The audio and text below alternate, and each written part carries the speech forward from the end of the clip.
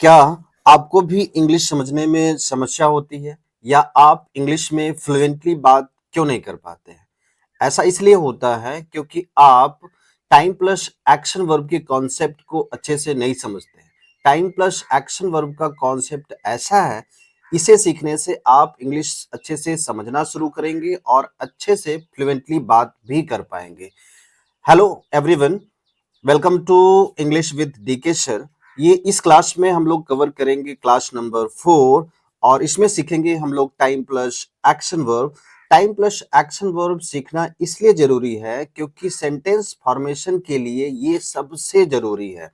क्योंकि जब कोई व्यक्ति आपकी बात को समझ नहीं पाता है, जब आप इंग्लिश में बोलते हैं और जो आप समझाना चाहते हैं उसको वो एग्जैक्टली अगर नहीं समझ पाता है, इसके कहने का मतलब यह है कि आप उस तरह से सेंटेंस फॉर्म नहीं कर पा रहे हैं। इसके लिए आपको सेंटेंस फॉर्मेशन के लिए टाइम प्लस एक्शन वर्ब बहुत ही जरूरी है सेंटेंस फॉर्मेशन के लिए। चलिए इसलिए हम इसको अच्छे से सीखते हैं। टाइम प्लस एक्शन वर्ब क्या होता है, देखिए इसको हम लोग सीखते हैं वर्ब के चैप्टर में।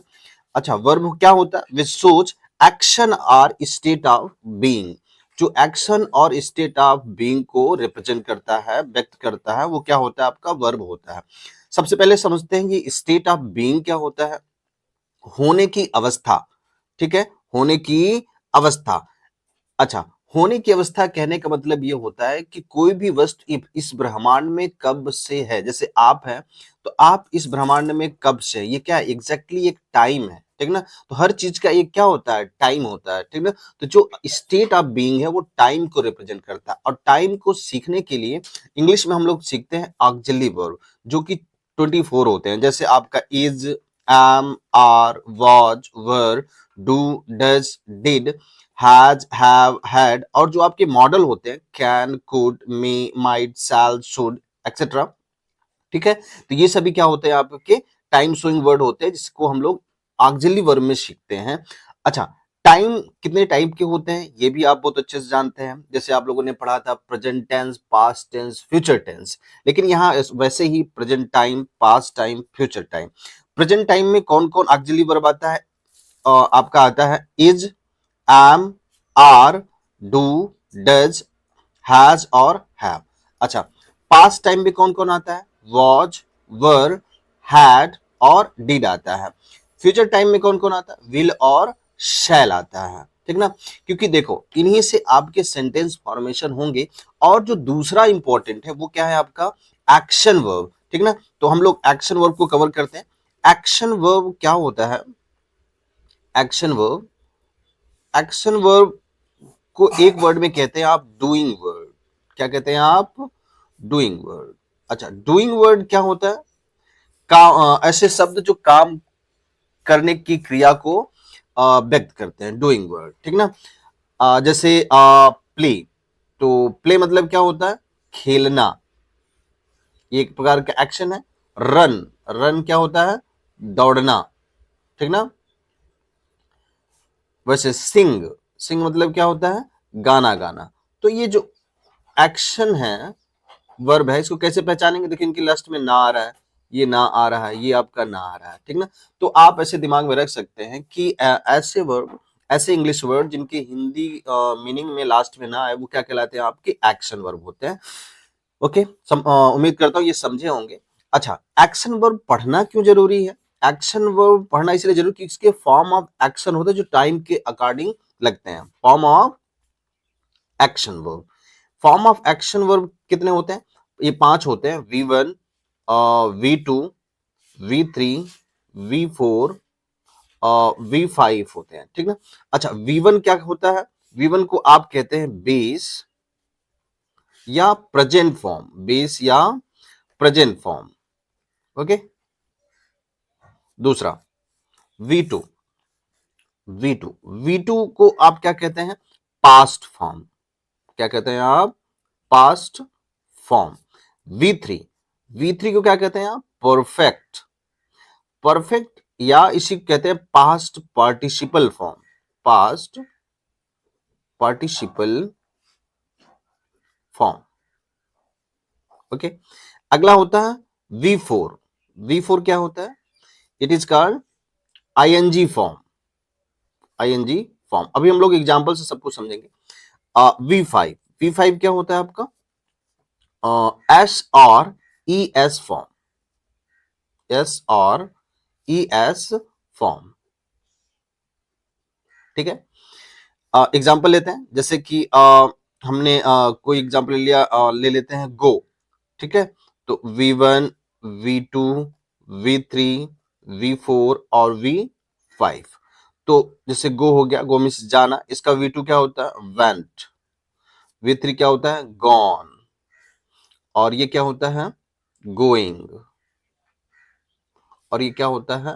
गोज, ठीक ना। तो देखो अभी हमने कहा V1 क्या होता है? बेस फॉर्म या प्रेजेंट फॉर्म। V2 देखो पास्ट फॉर्म, ये gone. V3 perfect form, ING form and SRES form. अच्छा, इतने वर्ब हैं जिसको काउंट करना मुश्किल है, तो उनके फॉर्म को आप कैसे तैयार करेंगे? तो उसके लिए एक ट्रिक है कि रेगुलर और इरेगुलर वर्ब सीख जाते हैं यदि आप, तो आप इनके फॉर्म को अच्छे से तैयार कर पाएंगे, ठीक ना। तो उसमें से इरेगुलर वर्ब बहुत इंपॉर्टेंट है। सबसे पहले ये जान लीजिए कि रेगुलर वर्ब होता क्या है। रेगुलर वर्ब, रेगुलर वर्ब ये क्या होता है? When V2 and V3, when V2 and V3 are formed by using ED। इसको एग्जांपल से समझेंगे तो आप समझेंगे। देखिए जैसे एग्जांपल लेते हैं हम लोग, V1, V2, V3, V4 और V5। जैसे ओपन एक वर्ड ले लिए, ओपन। ओपन का V2 क्या होता है? ओपेंड। V3 क्या होता है? ओपेंड ही होता है। V4 क्या होता है? ओपनिंग, आईएनजी फॉर्म होता है, ओपनिंग। और ये क्या है? ओपन्स, ठीक है।